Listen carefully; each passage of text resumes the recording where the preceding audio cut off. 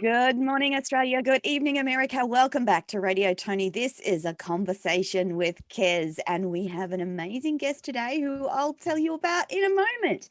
But listening live online on LinkedIn, Facebook, YouTube, and Twitch is the wonderful Peo in the Philippines, ready to respond to any of your comments, answer any of your questions, and send you links from everything we talk about today, including any offers that our guests have. Just a reminder, if you miss anything on the show, the easiest way to catch up is jump onto radiotoni.com and look for our information that will send you links to all our guests, including the glorious Kez Wickham St. George. A reminder too that the replays of the live shows are available on binge TV networks across the United States, and also on the Toni TV app on all Roku, LG, Samsung smart TVs across the planet. And my amazing co-host for this show is Kez Wickham St. George, an international best-selling author in her own right, and just about to release the next installment of her trilogy. I hope I've got that right. I'll have to ask her about that in a minute. But our guest today is the beautiful Jennifer Sharp. Jennifer is the founder of Daisy Lane Publishing and Mindset Magic, confidence and wellness coaching. She's on a mission to support as many as she can living their life fully with positive intentions to assist them with publishing their story along the way. Jennifer is a leader in the publishing industry and has published award-winning authors.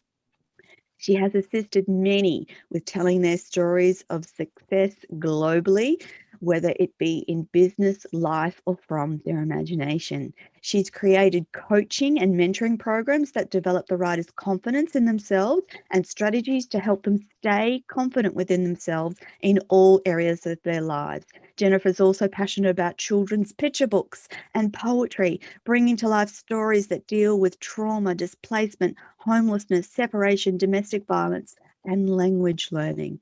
In a previous life, she was an early years teacher and a literacy mindset coach and linguist. Today, she is a lover of both cats and dogs, serving them 24 hours a day whilst drinking too much coffee and more coffee than she cares to admit. Welcome to the show, Kez and Jennifer. How are you? Fabulous. I'm well, thank you, Toni. Fantastic. And I'm well. Now, Kez, it is the trilogy. It's the third in a series, your next book, isn't it? Trilogy, or have I got that wrong? yes. Yeah, no. Trilogy, and I sent my last book off to the editor who was going over the last 10 chapters, which I added, and she's proofreading for me. Yeah, so it's all... I sent it off, and it's the craziest thing. I just felt so lonely because my lead character died. Kez. I know. I felt. I went around the house thinking, "What do I do? What do I do?" There's more books in there. It won't be long before that wonderful creative mind of yours develops something else. Which leads us to our wonderful guest today, Jennifer Sharp from Daisy Lane Publishing. I love the name. What inspired you to create Daisy Lane Publishing, Jennifer? I always love this question because I love answering it, because it has a special place in my heart. Daisy Lane stems from my grandparents. When I was young, we did that obligatory Sunday night roast at my grandparents' house. And we'd pull up out the front and we'd walk down their drive to the back door because that's where the kitchen and dining room was. On either side of the drive were daisy bushes, and my grandfather kept them because they were my grandmother's favourite flower. And I would always pick her one. They're mostly white with the spattering of other colours in. And so I'd pick her a couple and go in and give them to her. So it's a very sentimental thing for me. And also what I enjoyed more than Grandma's roasted dinner was I would run in the door and my grandfather would be sitting at the end of this great big table, which to me as a little girl, it was a great big table. And I'd jump on his knee and he would read to me. I didn't know back then what I know now, in that he was actually illiterate. He couldn't read. He was making the story up, pretending to read. So he was a storyteller. So he had all these books and I didn't know. He was just reading, made out he was reading to me and telling me these stories. And so, yeah, all those factors, he instilled in me this love of story and, the daisies, the love of family. And I guess that flowed on to me becoming a teacher and teaching in the early years, that passion once again for story and in my own writing. And I think when I created Daisy Lane Publish, it was very much in honour of him and my grandmother. Yeah, it's just beautiful memories I have. Yeah.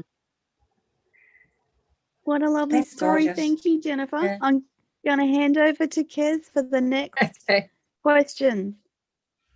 Jennifer, you are a coach and a mentor, but is there a specific genre that you, what is it you really, really love to get your teeth into? Oh, gosh. There's no specific genre, but I love all works. That there's not much that I don't particularly read. And I'm really open to work that's diverse. I've published everything from poetry to books on fostering and parenting and young adult fiction. I think you've read one of them.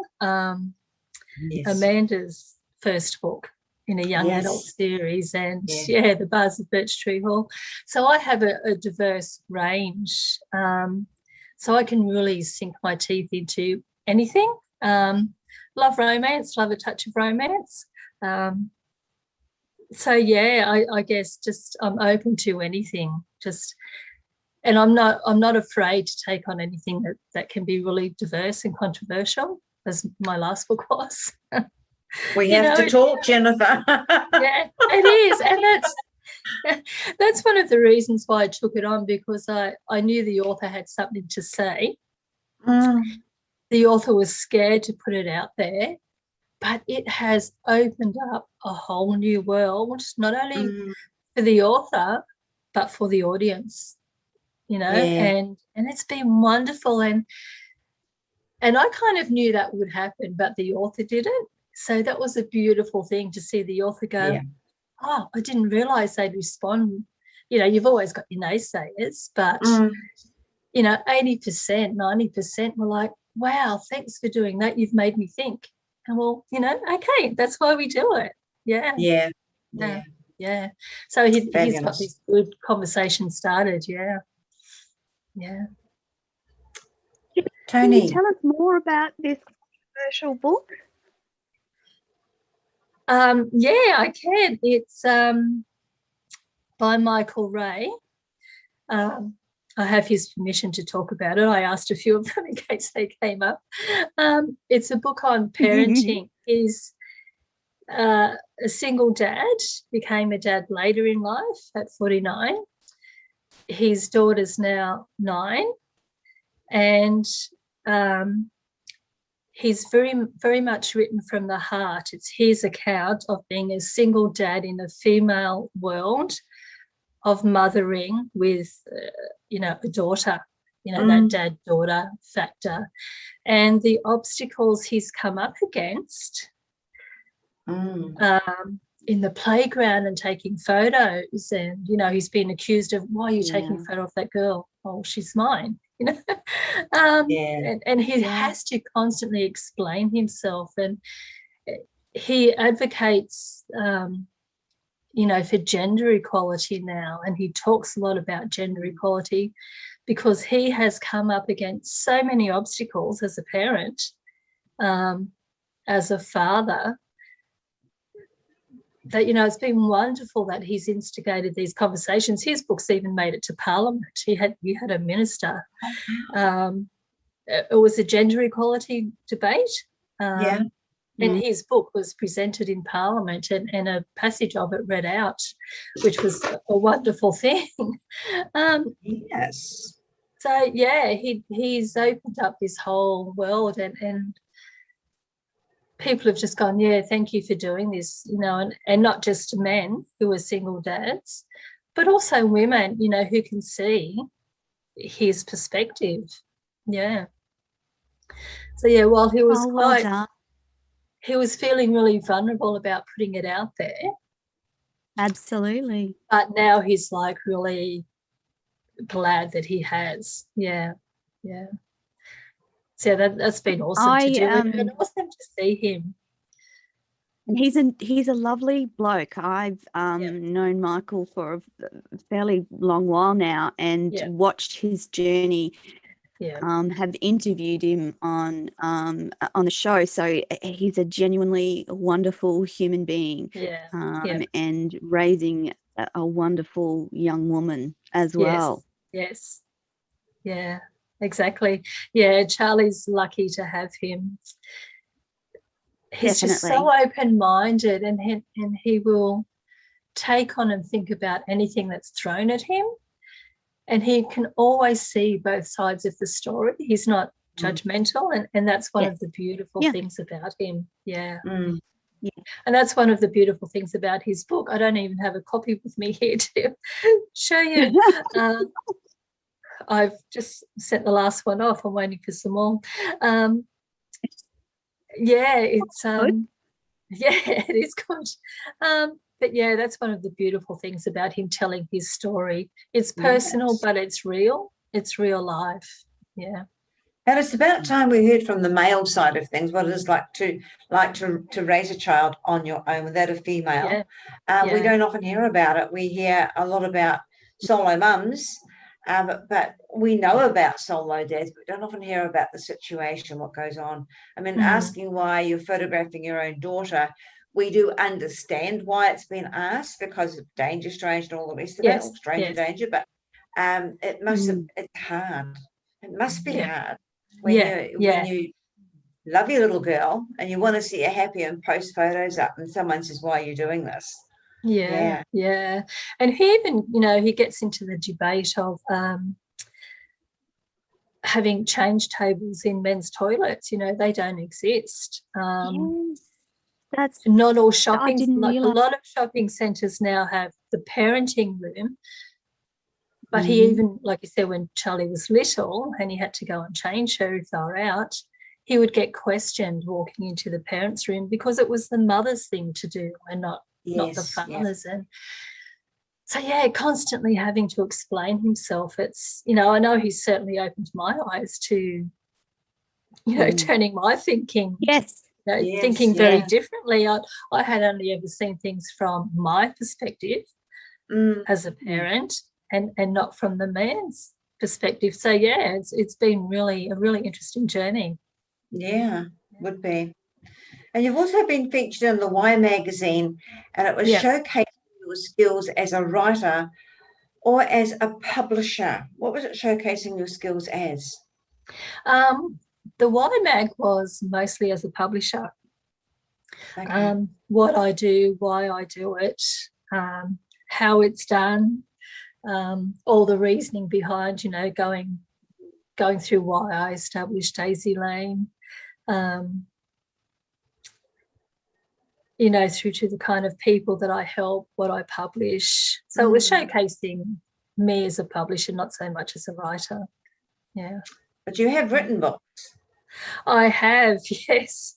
Mostly 3 picture books. Yeah, I love the way you giggle, Imagine, and I'm Just Little. They were all based on conversations with my grandchildren. Yeah, I love the way you giggle was my first grandchild, my granddaughter. It was based on her. Imagine was walking around bushland with my grandson. and I'm Just Little was a combination of both of them, just. Beautiful. And we were having a conversation about what they love the most, and nice. Yeah. it's, I'm just little, but I love you more than whatever, Yeah, yeah. Yeah. So they're just like nice little stories. Yeah. Well, nice. Jennifer, do the grandchildren know that those books were written sort of about them? Yeah, they're only little yet. My eldest They're still little, yeah. Yeah. My eldest has just turned 8. The middle one is 7 soon, and then the other little one is 3. She's just turned 3. But yeah, I've talked to them about it. They don't fully understand it yet, and I have the dedication in the books to them, so it's very clear that. So as they get older and we keep talking about it, they have that understanding that that these books come from them. Yeah, that's lovely. What I wrote about legacy, my grandson as well. Like, yeah. I just thinking what an amazing legacy as the kids get older, and that book's always going to be there, which is the thing about books, isn't it? There are always there's a longevity to books. There's a longevity to writing and storytelling that surpasses generations, and now you have something tangible that they look back and go, oh, Grandma wrote that, or Nana. Are you Grandma or Nana? I'm actually Genma. They call me Genma. Oh, how beautiful. Do you know, when my eldest was little, she couldn't quite get the grand out for Grandma, but she could get the Gen out, which my son had said to her, well, let's try Genma, like the beginning of my name. And she could say that. So Genma has just stuck. So, how beautiful. Beautiful, yeah. So I'm Genma. Yeah. That's lovely. That's lovely. That's really lovely. Yeah. That's really nice.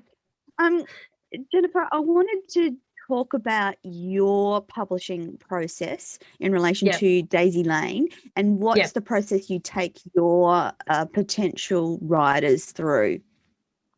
Yeah, okay. When people contact me, we generally have a little bit of a discussion. And then I ask them to, if we're comfortable with each other after chatting, I ask them to send me a manuscript. And I make it very clear from the beginning that's not an automatic I'm going to do it. I've actually turned down probably more than what I have published. Because when I have that discussion with authors, will I ask them why they want to publish and why they want me to publish it? And this probably doesn't sound all that good, but if I'm not keen on their answers, if I don't feel that they want to publish for the right reasons, I will just go, I don't think you're quite right for me. Have you tried this person? Yes. And I'll send them off, because it's a two-way street. So, I've got to be comfortable with them 100%, and they have to be comfortable with me 100%. And if that's not, if there's that little bit of hesitation, it's like, no, sorry, like, maybe if you see this person or that person, and I'll send them off in another direction. So they send their manuscript to me. If all goes well, I offer them a contract, and they'll go through the process of, they write, they edit and edit through that editing and process. Edit again. And edit again. I love editing. Yeah, there's more hours in editing than there is in more hours in editing than there is actually writing it. You go through that whole process, and cover design through to formatting, until they eventually get a book in their hands. And it's a very step-by-step process. I keep them informed every step of the way. I guess authors pay me to manage their project. So it's Absolutely. very, I'm very careful, even if it's just one little tiny thing. I might send them an email or a message, say, hey, I've done this, or this has been done, Yeah. and this is the next step, just so they're totally informed the whole Yeah. time of what's happening throughout the process. So it's kind of starts off traditional in the sense that they have to go through submitting their work, and I'll either go yes Yeah. or no, as traditional publishers do. But if I take it on, it becomes that assisted publishing. Yeah. And a lot of people like that because it gets their story out there so much more quickly. They're Yeah. not, Mm. waiting that 2, 3, 4 years for their story to be heard. And these days, I think that's quite vital. Even Jennifer, pre-COVID. Yeah. yeah.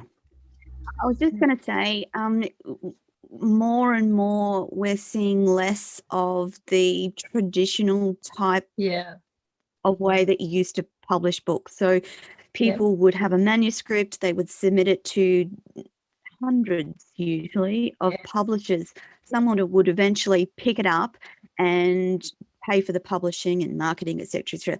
That seems to be less and less the way it happens. Is that a correct assumption? More and more people are taking the publication of their book into their own hands and managing it in a self-published way, or what we used to refer to as self-published.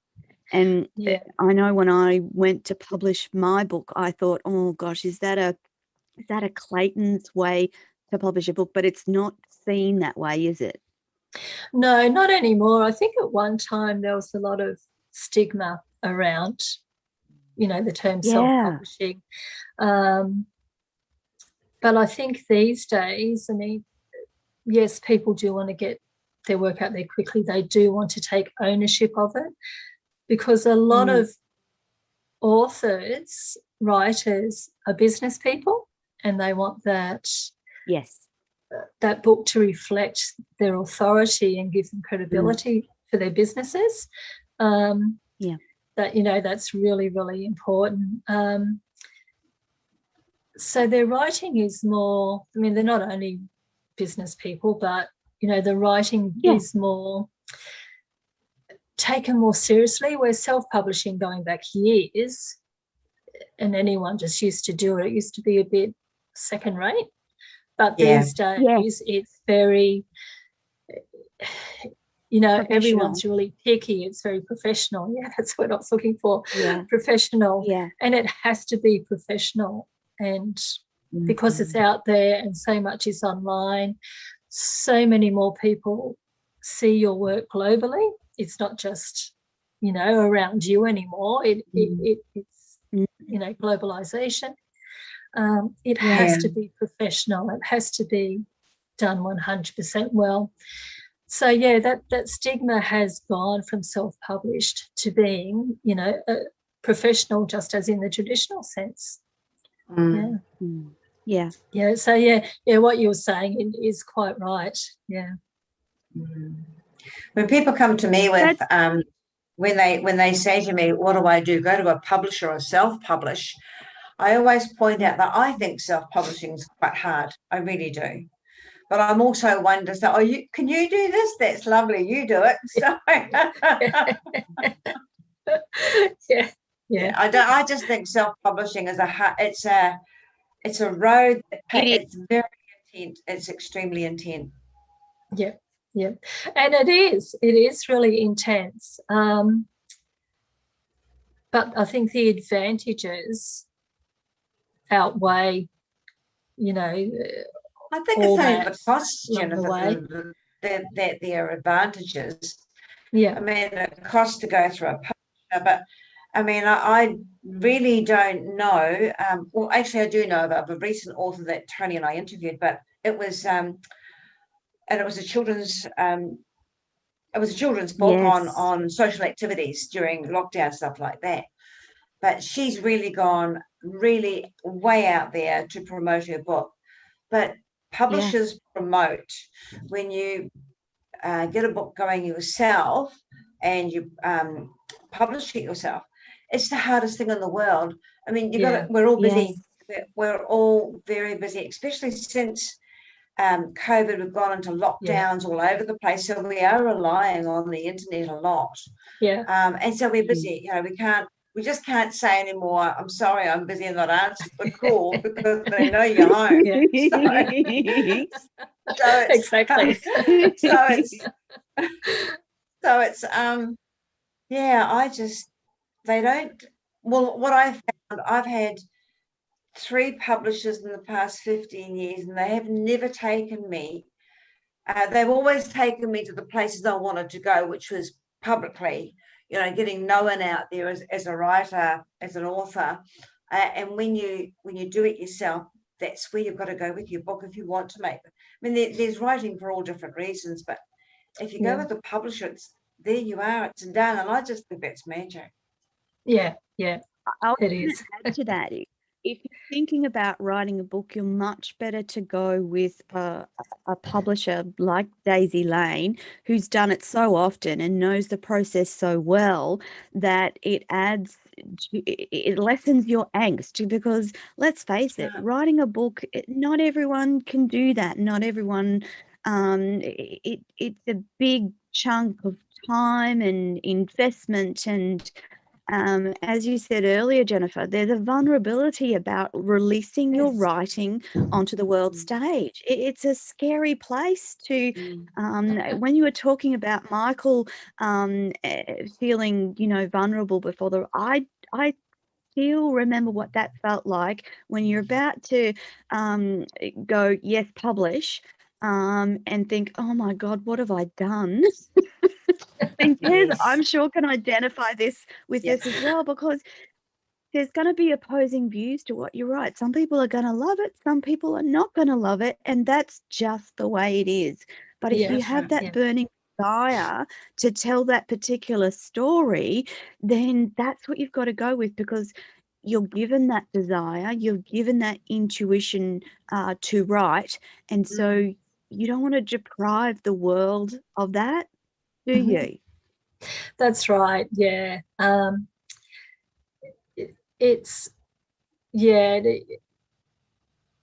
There's so many factors involved in writing your story. Yes.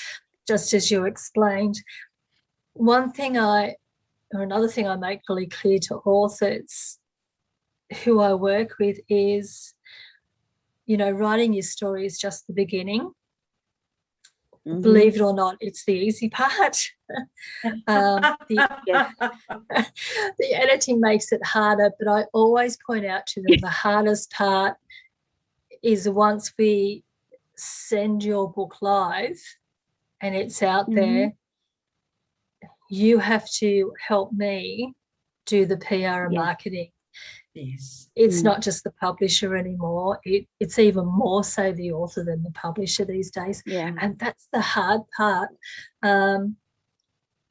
Going out there, promoting your book everywhere you can possibly take it, online, offline. You know, if you're lucky enough to be able to go to network meetings or, you know, take some copies with you, you've got to have it with you. You've virtually got to sleep with your baby 24 hours. It's with you constantly. So it doesn't matter where you are in the world. You've got it there. You've got to promote it, you know. Because sales, you know, there's not a lot of people who get wealthy from writing their story from book sales. You know, by the time distributor takes some and printing costs and, you know, the author gets very little. And I make that very clear to authors, and the majority that I publish just want their story told. They're not worried about that, which is wonderful. But I make them understand that this is your hard work. You're writing of the story, even starting from scratch, even if it's just an idea we start with. That's the easy part. It's the marketing and PR. That's the hard. That's the hard slog. Yeah. You can actually be really creative with some of that marketing. I know I'm not I'm not so great at marketing my book now because I've got other things happening, but I remember when it was first published, I had copies with me coming out of Melbourne, and in the airports they have the little stands with the book. They have the book Yep. places, and they have the bestseller stands. Well, I took down the bestsellers and put my books there under the bestseller sign and took photos. Oh, that is awesome. I just wanted to so I'm like sneaking around, making sure no one was watching, and then I went bang, bang, took the photo, grabbed them back off, and off I went again.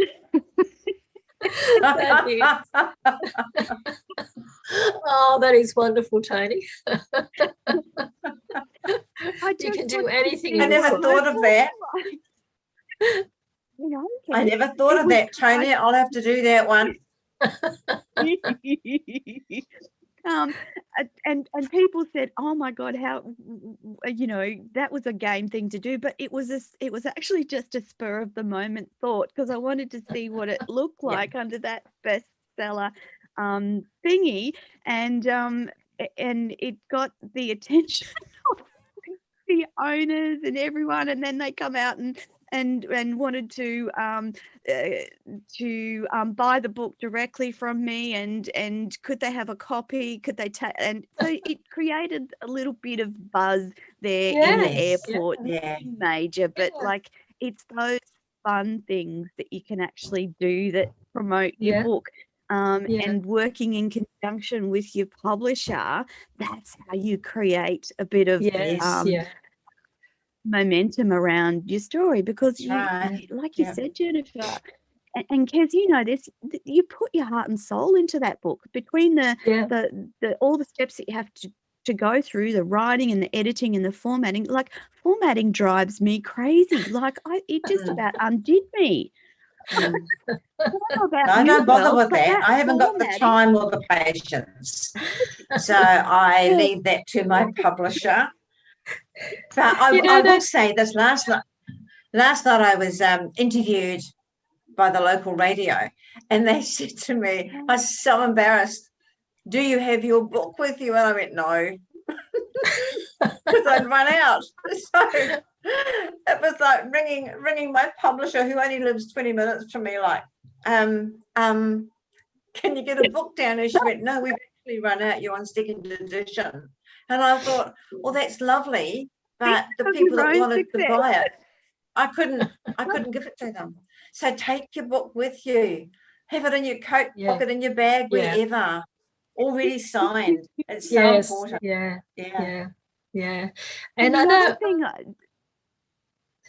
you go, sorry, Jennifer. Toni. Go. I was just going to say, the other thing I did was take the book with me when I travelled overseas and leave it in the hotel rooms when I left, and put a little note inside: "If you find this book, this is my gift to you. Read and enjoy." And who knows what happened to them? The cleaners got them. That's what happened to them. I have an author who leaves a book in coffee shops with a note in it. This is a gift to you, just as Toni does. But she uses coffee shops, and she travels far and wide, or she used to. Yes. Before COVID. So her book is everywhere, in coffee shops somewhere, or someone's picked them up. But she used to do that. Great ideas. And people were reading her story.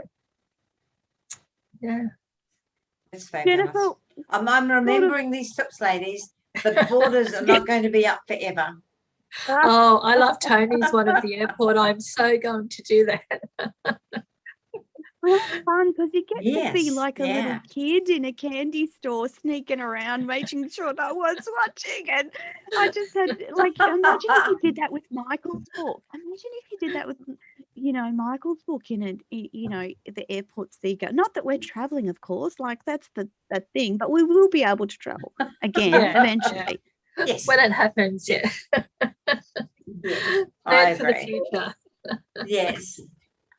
So, I'm going to let Kez Jennifer, ask the next question. what are your plans for Jennifer Sharp? What are your plans for the future? Are there anything else we're going to go into? Publishing, writing? What are your plans? Plans for me? Yeah, I actually miss writing.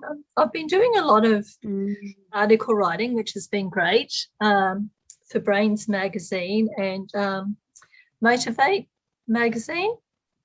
They're both online magazines, but I really enjoyed the process of article writing, but I really miss writing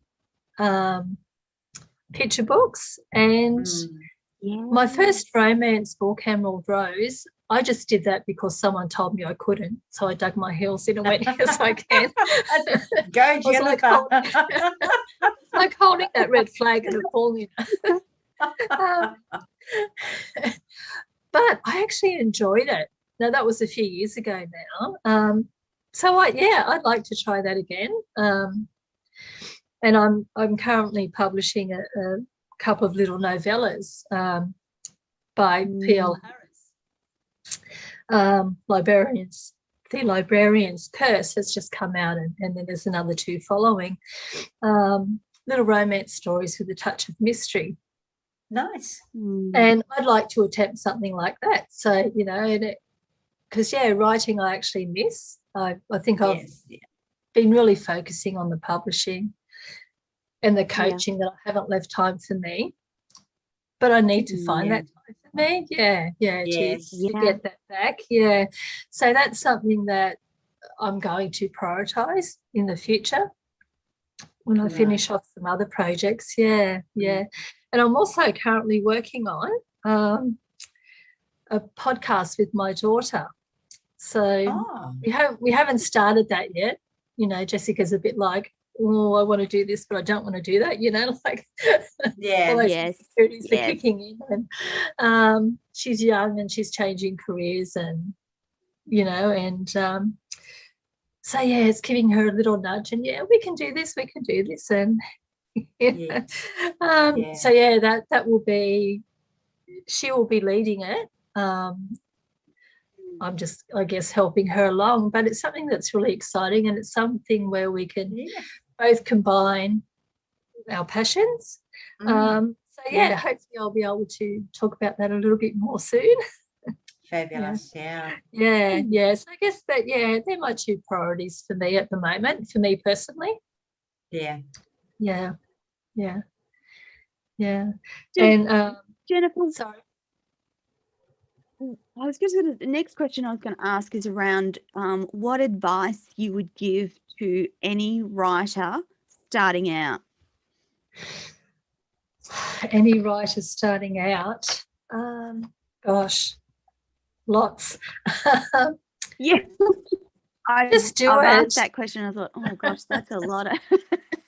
Yes, just do it.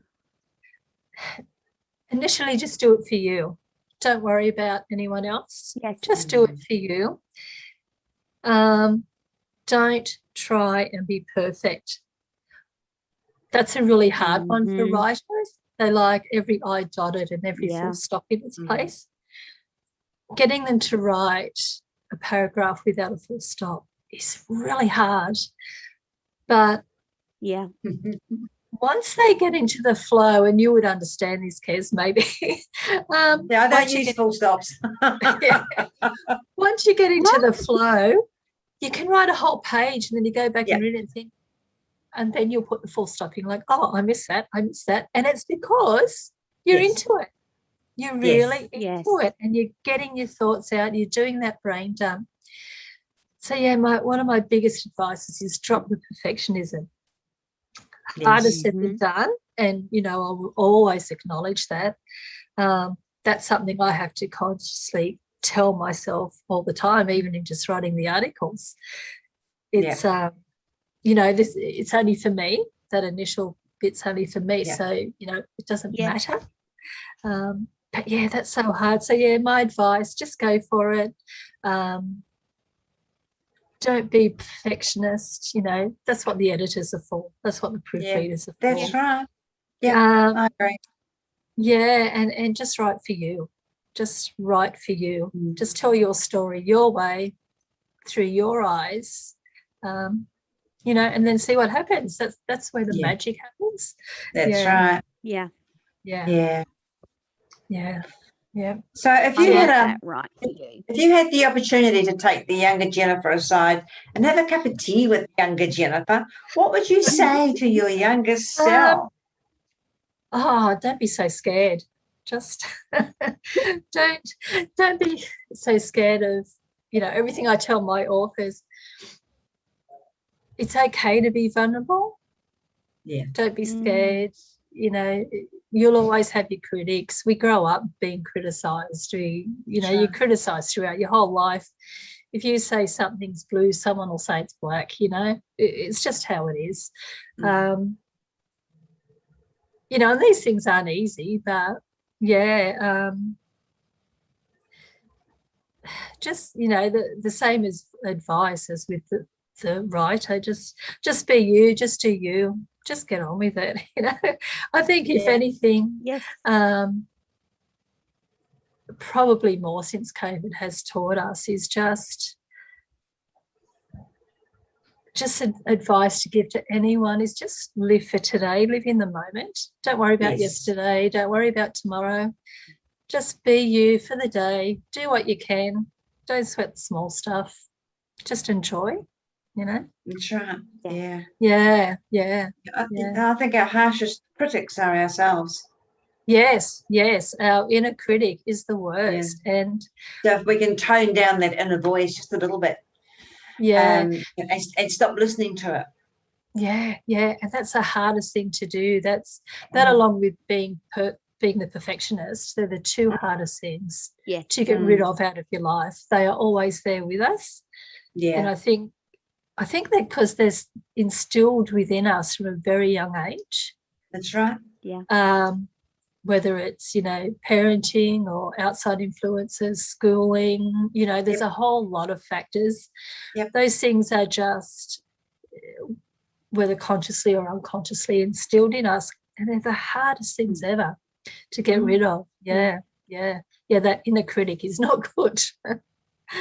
And there is a real fear about not being good enough, not writing well enough. Who will read my story? Who will listen to what I have to say? And you really have to, I think, as a writer, that's probably one of the key lessons that you need to get over sooner rather than later, that you will get negative reviews. You will get people that disagree with you. And so I know, talking from both Kez and my perspective, some of the harshest criticism was from our own families. In writing what we wrote about. And so, gosh, if you can deal with that, then the rest of the world is a breeze, because, you know, I remember listening to Elizabeth Gilbert and her, the number of books that she wrote and submitted to publishers before she even got a look in, and then she had to change the way that she thought. And then when she got her first, and she changed that so much that when she got her first negative review, she actually celebrated that review as okay, I've made it as an author because I've got a negative review. I remember thinking, gosh, that's a good way of looking at it, isn't it? Because not everyone's going to like what you write, and that's okay. Most people will be attracted to you because you're you. They'll be attracted to Kez's writing because she is Kez. They'll be attracted to Jennifer because you are Jennifer. And that uniqueness is important to the world. It's important to humanity. And so if you're thinking about writing and you're scared, you're going to be scared. Just take a deep breath, and as Jennifer said, do it anyway, and make sure you've got people around you to love and support you, and a publisher or a publishing process that is as supportive as it can be, because going through editing and all the other stages, that can be harrowing for some people, can't it, Jennifer? It can be really soul destroying for some people. Yeah, absolutely. I've had one author who, when she got her first 1 star, she called me and said, what do I do? What do I do? And she was in tears. I just said, ignore it. I said, how many 5 stars have you had? It's probably just a troll. And she's like, oh, really? Yes. Yeah. How many 5 stars have you had? Oh, 20. How many 1 star have you had? 1. Well, okay. Perspective. Yes. Yeah. And it was like, at the end of the conversation, she'd gone from tears to being happy, like, oh, okay, I'd never thought about it like that. So I think Elizabeth Gilbert's attitude is wonderful to look at it. To turn it around and go, I made it as an author because I've got that 1 star. People are paying attention. I've got that 1 star. And because the journey is harrowing, and when you get that 1 star, you get deflated so quickly. Like, knocks you around. From being over the moon to being just, you fall down in a heap. It's that roller coaster ride constantly. And that is so hard to deal with emotionally. But if you've got that little support base, just a few people around you who can get you through that is so important. Block out the other noise. Block out those other 100 people who are giving you their own personal advice. Have that small group of 2, 3, 4 people who you can rely on, to be honest. And to get you through that, because it is damn hard. It's really hard. It does knock you around. It is hard. It does. Yeah. Some of those, that first review of mine was like a personal attack on my integrity versus the actual writing. And so it was incredibly difficult to deal with at the time. But I look at it now and go, whatever. Yes.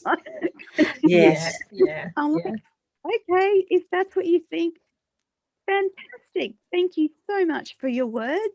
And that's it. That's all you've got to do. Just thank them for taking the time to write a review, because at least they're talking about your book, and at least they're drawing attention to your book.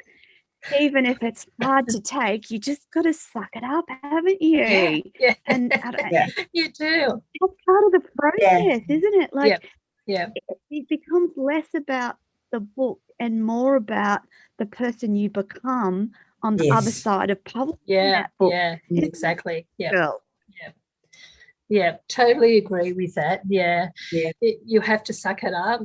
It's the naysays will always be there, but if you look at it as, like you said, at least they've taken the time to have a look at it. I ask any of my authors that come for coaching, I do say to them, there's 2 words I want you to write in your journal book, and that is famous or infamous. I don't care which one I get, because people are reading my book.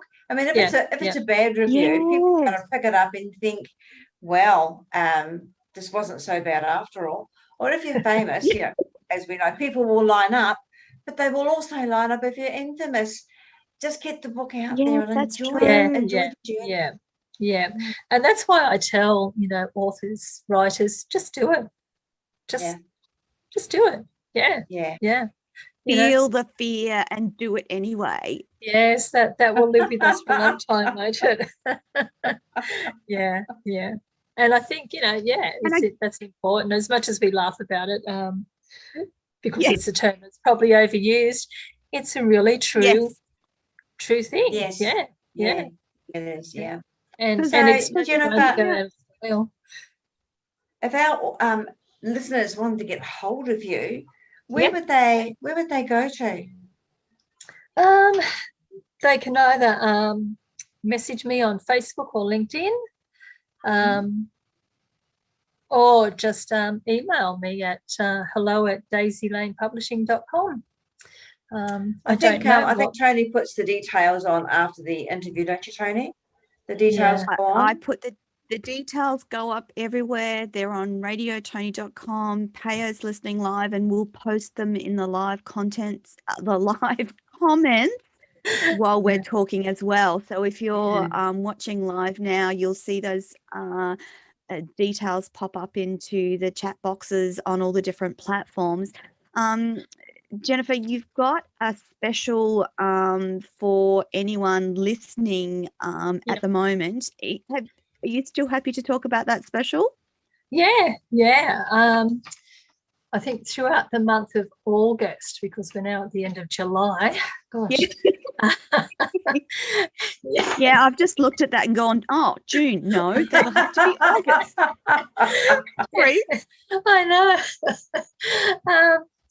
Throughout the month of August, I'm taking 20% off all packages, both publishing and coaching packages. So if people want to have a look, or if people want to chat to me about that, what I offer in both, I'm always up for a conversation, love having a talk, love meeting and talking with new people. Yes. So if they just want to contact me through either Facebook or LinkedIn Messenger or email. Yeah. It's all good. I don't know what my addresses are for LinkedIn or Facebook. That's okay. They'll be up in the comments. Yeah. What I was going to say is that your Daisy Lane Publishing it's not just publishing. You do offer the coaching and mentoring as well. It's kind of part and parcel of what you do. So if someone has an idea around a book, they can actually just ring and make an appointment with you to talk through the concept of a book as well. I know that Kez does this as well, that people will connect with Kez and talk through the concept of a book. And sometimes it's just having the courage to voice your ideas to that third person to go, well, actually, that's pretty good concept for a book, or perhaps you could do X, Y, Z, and just have that expertise right from the get-go, and don't think that you have to be alone, because there's Jennifer does what she does so she can take you from concept right through to the publication of the book. And Kez can also talk through a concept with her and see where it fits, because their advice is from years of experience. Jennifer, you've been publishing for quite some time now. Kez, you've been writing for a long time now. You're an international bestseller, so your advice as well around the publication or writing a book, either of these wonderful women that we have on the show today, will be able to give you some sort of advice and help you in some way. Don't think that you can't reach out to someone and talk about, look, I've got this burning idea for a book, but I'm really not sure if it's, what to do with it. And then Jennifer, for instance, can say, well, okay, let's talk about that. I'll get you through the first part, and you don't have to necessarily be an expert. You can actually just start with an idea, can't you? It's a creative process. Yeah, I think that's where a lot of writers get put off. They think they have to have an idea. They think it has to be viable. They think the idea has to be great, or no one's going to want to look at it. It's all those vulnerabilities that we talk about. But once you actually do sit down and talk about it, that is relevant. It's okay to think that. It's okay to think of it differently. It's okay to put your thoughts out there, even though it might be, the minority and not the majority. And you talk them through that process, and they go, oh, okay, I can do this. Like, yeah, you can. Yes. And 80% will go on and write. You will always get those who don't, who hesitate too much. And maybe the time's just not right for them, but the 80% will go, I can do this. And you talk them through how to just start off with an idea, how to turn that idea into chapters, and how to, you know, even if it's just one sentence chapters, you know, you go through the planning stages with them, and they can see, you know, you can tell when the penny drops in, and they can see, you know, that when it's all set out, you know, you help them set it out through that initial planning, and they're kind of like, oh wow, yeah, I can do this. And it's a very creative growth thing to do. And the other thing is, some people just write for their grandkids.